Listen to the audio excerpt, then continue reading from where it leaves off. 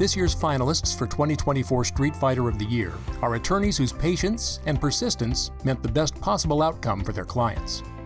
They took on the abuse of law enforcement. I call this case the Latino George Floyd because that's essentially what it is. A worldwide corporation that put a 30-year employee in danger. It damaged his heart, it damaged his mind, and it damaged his body, all three. And they went down avenues they'd never gone down before.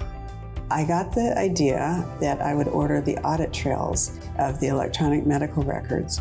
All of them went above and beyond, not just for their clients, but for all consumers.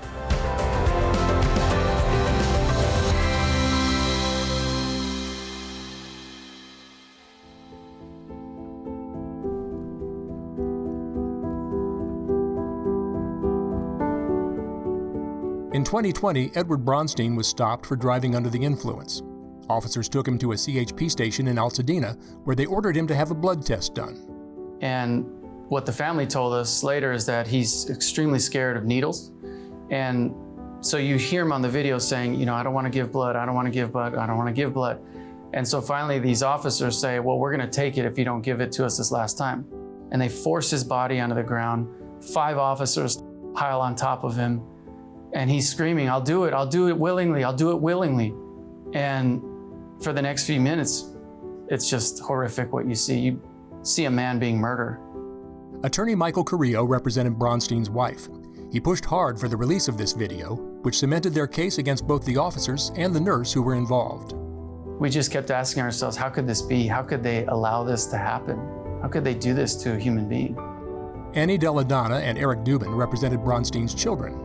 It was an important case because, much like George Floyd, it was the same defenses, the same nonsense. And I think finally now the world knows, certainly law enforcement, that keep your knees off the back, keep your knees off the head. Killing someone is never an option. Being nominated for Street Fighter of the Year is an important acknowledgement of a great deal of hard work. I put my heart and soul. I'm willing to take a punch to land a punch. So the honor of this award coming from this community is pretty huge. I think any lawyer that sees this case would have said, I'll join you on that trial any day of the week, I'll be there with you. Because it was so wrong what happened to this man.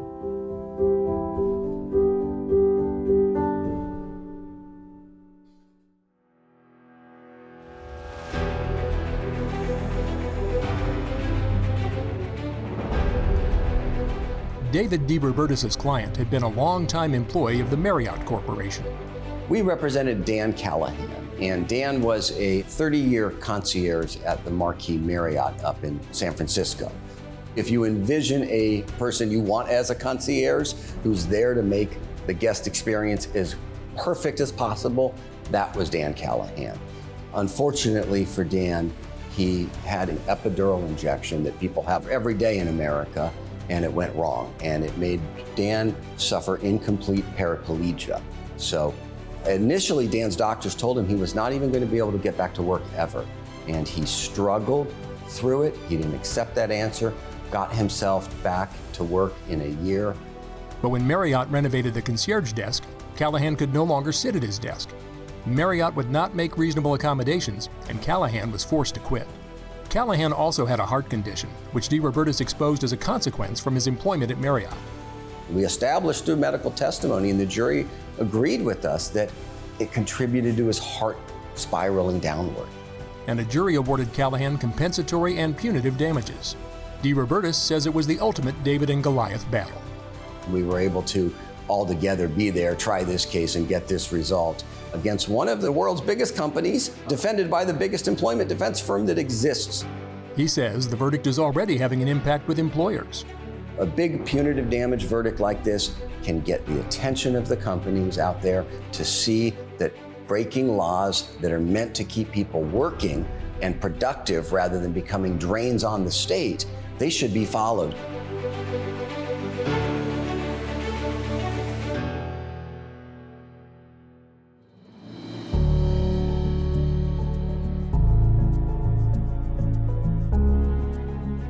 Jennifer Johnson's prior career as a nurse gave her the courage to take a seemingly impossible case. Jennifer and her colleague, Susan Garbett, represented Aaron Kwa, a Christian school teacher and a father of 3 little boys, who died from the flesh-eating bacteria when a hospital failed to treat him properly at the emergency room.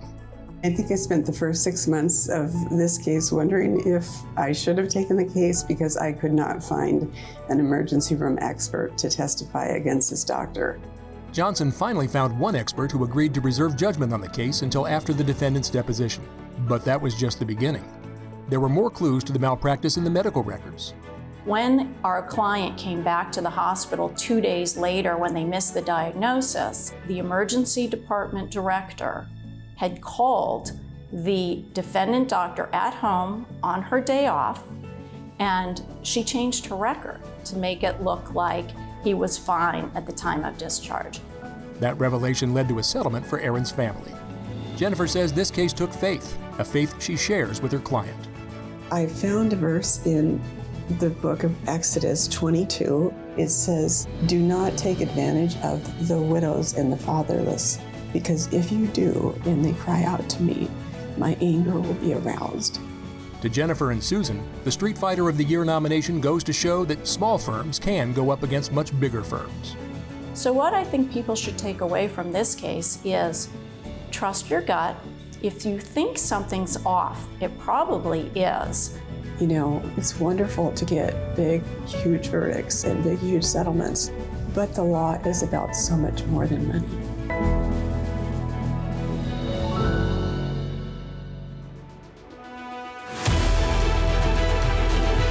Your 2024 Street Fighter of the Year finalists, demonstrating patience and persistence under pressure, and inspiring us all with what it means to be a consumer attorney of California.